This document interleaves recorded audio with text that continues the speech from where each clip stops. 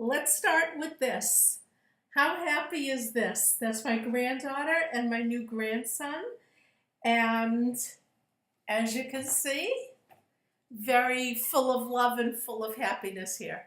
The baby is doing well. He has very severe jaundice, which I know is normal for a baby. So he'll be okay. It's just that he'll be going home tomorrow instead of today. So that's a little bit of disappointment. I am exhausted. If I start stumbling over my words, that's why. I did have a good night's sleep. Well, I slept early last night and I slept till sort of late this morning. But I did have several instances of leg cramps, one of them being in my shin, which I think a cramp in the shin is maybe the worst. You can't rub it out. It curls your whole foot and you can't put your foot flat. I jumped out of bed and I ate pickles and I drank pickle juice. But I think that it's just because over the past few days I really haven't been taking the best care of myself. When I go to bed at night, I'm very careful to have magnesium and potassium and whatever else I need to take. But I haven't been taking what I need to take during the day, and also haven't been drinking water, and I haven't been eating salt. I eat salt straight out of the container. I pretend it's the bottom of a bag of pretzels, and I don't even pay attention to I'm eating from a bowl of salt. But anyway, I haven't been doing any of that. So hopefully I will be back on track and taking care of myself and having a couple of good nights sleep without those leg cramps. Anyway, besides showing you that very happy picture, I wanted to talk a couple of things today. I'm looking down because I have notes. I don't want to miss them. I want to talk about being a little bit discouraged, or I shouldn't say my being discouraged, but discouragement in general. When we start something new, we're usually very excited, unless the doctor told us to do it, then we're not too excited. But when we come across something new for ourselves, we're very excited. I mean, I got cookbooks and I downloaded recipes and everything I could do, and it was a whole new exciting way. And that was December and January and February and March and April, and now we're in May, and now it's just sort of ho-hum. Still things to learn, recipes to learn, people that I'm meeting through YouTube or through talking to people about ketogenic eating. And so it's not entirely ho hum, but it's not that level of excitement you get right at the beginning. And I was watching one of Keto Queenie's videos the other day, and she talked about moving from a vegan way of life to a keto way of life, which the two can't be, I don't think, more opposite. But she was using the way of eating or the way of life. And I think for me, even though I say that's what ketogenic is for me, it's my way of life, I still haven't um, fallen into that yet. It's still, oh, I'm dieting. It's a ketogenic diet, but it's dieting. And I know it's something that I will be sticking with lifelong. I know that, and I'm okay with that. And as much as it's a way of eating or a way of life, I haven't shaken that diet thing yet.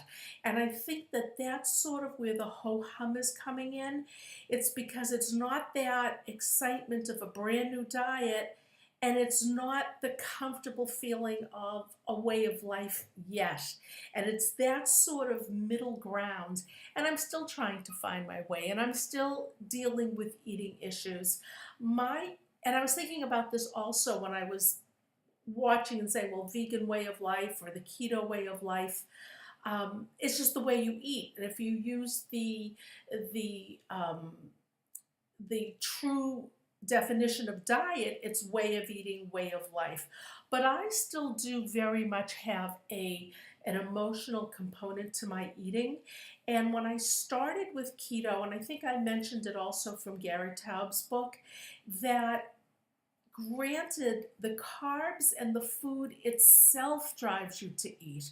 But after all these years of being that way, I'm still driven to eat separate from the carbs driving me to eat. So even though I'm not having carbs, it's not like, oh my God, I had cereal for breakfast and then all I wanted to do was eat carbs all day. That's one kind of being driven to eat. But I'm just talking more of the emotional factor, that I'm still dealing with that. And I have to laugh because in one of my earlier videos, they're actually all early because this is maybe only the fifth or sixth one, but I was talking about turning to pretzels or something, and I said, and I should have turned to bacon. Actually, after I watched it and listened to myself, I said I actually should have turned to something other than food. That would have been the cure. Not eating bacon instead of pretzels, not eating a hard boiled egg instead of chips. The cure would have been to do something else instead of any kind of food. And I'm not one to say, oh, I'm going to jump in the shower. What I need to learn to do is just sit with my feelings and saying, why do I want to eat? I had that last night. I got home about 7 and I was so tired. And I didn't want to sleep at 7, which I could have. I would have fallen asleep within seconds of my head hitting the pillow. But I didn't want to sleep because I said, oh, then I'll be up at 9 or 9:30 and then I'll be up all night. So somehow between 7 and 9, I had to pass those 2 hours very, very tired and too tired to do anything. And that's sort of a danger spot for me. And then I realized that no, the issue wasn't to make bacon and eggs because that would be keto. The issue was not to eat at all and to find, and I wasn't going to go to sleep, so just find something else to do. And that, I'm so glad because I had recorded one of Oprah's Super Soul Sundays, and it was Janine Roth, and I sat down and I watched that, and it was just nice to listen to her and her outlook, and what is the food fulfilling, and that it's filling up an empty hole for you. And anyway, that was a very interesting listening project. And then also this morning, I listened to Keto with Casey. Oh, Go Keto with Casey. If you are not subscribed to her channel, you must run and hit the subscribe button. She's just fabulous. And she was talking this morning about you need to tweak and listen. And that's sort of what Janine was talking about. I love how we're on first name basis. My friend Janine was talking about last night, that you have to tweak and listen. You have to listen to your body. The way she put it, she said you have to land in your body. And that was the first step. And there were like 4 or 5 or 6 steps, and then the top step was eat the food that works for you. And it just was a very good thing. If you can go back, it may have been this past Sunday, and listen to that broadcast. That was really good. I also think you should listen to Go Keto with Casey, all of them. But this morning was a really nice broadcast, and it just talked about tweaking and listening, and if you're discouraged and suppressed appetite, and listening to your body, how much to eat, whatever. And so I think that where I am right now and trying to recapture that excitement that I had at the beginning was tweak and listen, or listen and tweak. I've been too much out of my body and relying on the cheese sticks and the pepperoni snacks. And I want to show you these. Empty bag. Oh, is this backwards for you? It's oven baked cheese bites from Trader Joe's. A half a bag is 12 fat, less than 1 gram carbohydrates, and 15 protein. So if you eat a whole bag, it's actually a meal. And I would count 2 carbs, even though half a serving is less than a gram. Don't go for that nonsense. Figure it's a gram, and if you have the whole bag, it's 2 grams. So I've been eating this, I've been eating cheese sticks, I've been eating pieces of pepperoni, stopping at the food bar and getting hard-boiled eggs, and I'm done with that.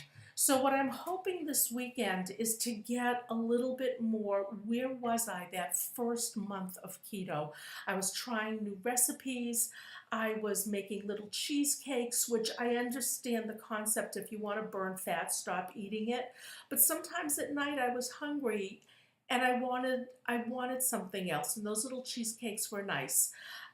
So I want to do that. I want to make a muffin tins full of the cheesecakes, um, the crack slaw, the Reuben casserole. Again, this was Cooking with Christy. Again, you've got to try that out.